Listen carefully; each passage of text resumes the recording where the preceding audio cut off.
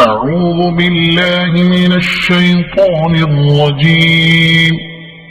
بسم الله الرحمن الرحيم. إذا جاءك المنافقون قالوا نشهد إنك لرسول الله والله يعلم إنك لرسوله والله يشهد إن المنافقين لكاذبون اتخذوا أيمانهم جنة فصدوا عن سبيل الله إنهم ساء ما كانوا يعملون ذلك بأنهم آمنوا ثم كفروا فطبع على قلوبهم فهم لا يفقهون وإذا رأيتهم تعجبك أجسامهم وإن يقولوا تسمع لقولهم كأنهم خشب مسندة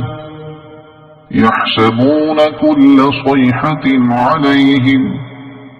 هم العدو فاحذرهم قاتلهم الله أنى يؤفكون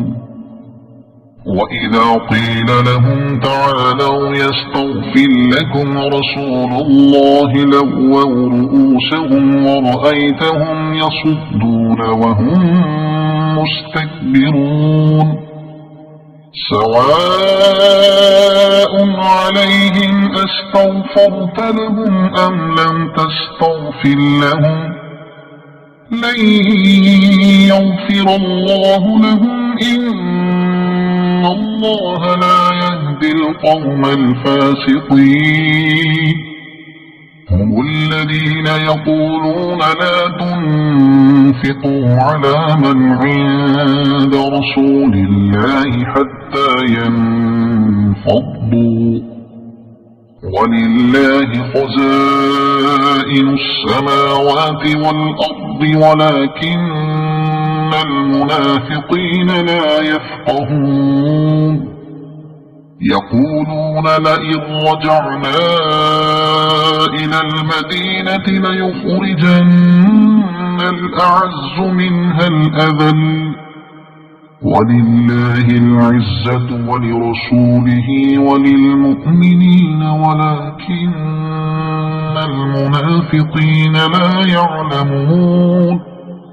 يا أيها الذين آمنوا لا تلهكم أموالكم ولا أولادكم عن ذكر الله ومن يفعل ذلك فأولئك هم الخاسرون وأنفقوا مما رزقناكم من قبل أن يأتي أحدكم الموت فيقول رب لولا أخرتني إلى أجل قريب لولا أخرتني إلى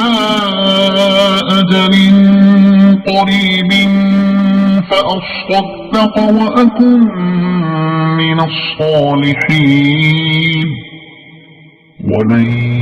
يؤخر الله نفسا إذا جاء أجلها